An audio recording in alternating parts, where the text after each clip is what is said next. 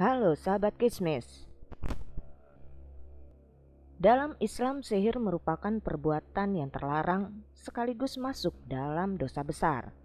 Bukannya tanpa alasan, sihir masuk dalam dosa besar karena mengandung kemusyrikan, melanggar akidah, hingga campur tangan setan. Rasulullah Shallallahu Alaihi Wasallam bersabda, "Jauhilah 7 perkara yang merusak dosa besar." Para sahabat bertanya, "Apa saja ketujuh perkara itu, wahai Rasul?" Maka Rasulullah bersabda, "Syirik kepada Allah Subhanahu wa Ta'ala, sihir, membunuh seseorang yang diharamkan oleh Allah Subhanahu wa Ta'ala kecuali dengan jalan yang benar, memakan harta riba, memakan harta anak yatim, lari dari medan perang, dan menuduh zina terhadap perempuan-perempuan mukmin." Hadis riwayat Al-Bukhari dan Muslim. Di dalam Al-Quran juga telah dijelaskan peringatan keras tentang dosa syirik sebagai dosa yang tidak terampuni. Allah Subhanahu wa Ta'ala berfirman, "Sesungguhnya Allah tidak mengampuni dosa syirik dan mengampuni dosa lainnya bagi siapa saja yang Ia kehendaki. Barang siapa berbuat syirik, maka ia telah berbuat dosa besar." Quran Surah An-Nisa 48. Dengan begitu sudah jelas bahwa mempelajari ilmu sihir merupakan dosa besar. Namun sayangnya masih saja ada orang mempelajari ilmu sihir dengan tujuan tertentu, salah satunya niat mencelakakan orang lain. Karena itu penting bagi kita untuk mengetahui ciri-ciri orang yang melakukan sihir agar kita terhindar dari perbuatan mereka. Inilah beberapa ciri-ciri orang yang memiliki sihir. Sebelum kita melanjutkan video ini, jangan lupa untuk klik tombol like, subscribe, dan aktifkan tombol lonceng notifikasinya agar kalian tidak ketinggalan cerita misteri dari channel Kismis. Ciri-ciri orang memiliki sihir menurut pandangan Islam.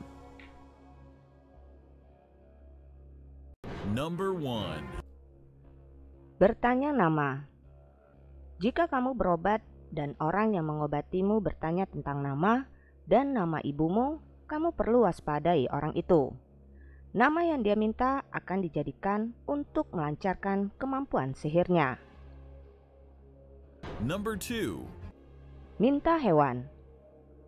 Kamu juga perlu mewaspadai jika orang yang mengobatimu minta hewan untuk disembelih dengan cara tertentu tanpa menyebut nama Allah Subhanahu wa Ta'ala.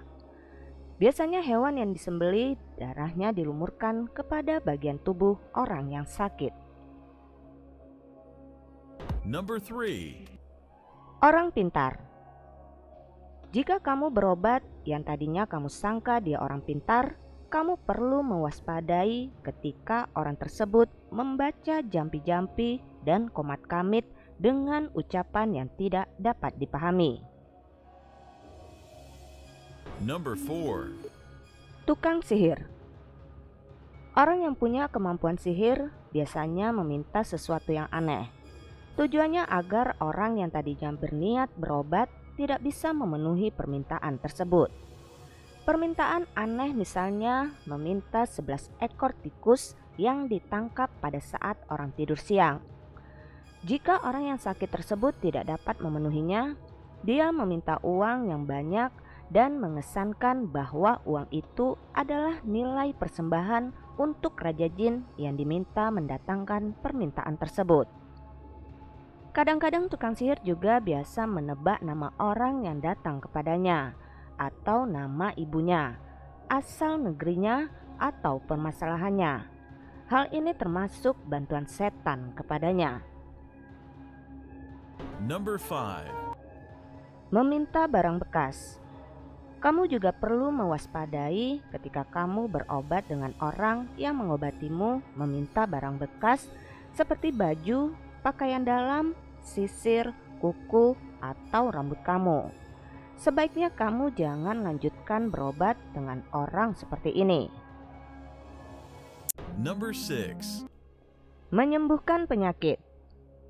Kemudian orang yang biasanya mengaku dirinya bisa menyembuhkan penyakit akan memberikan selembar kain berbentuk segitiga atau segi empat yang dibungkus di dalam kulit hewan.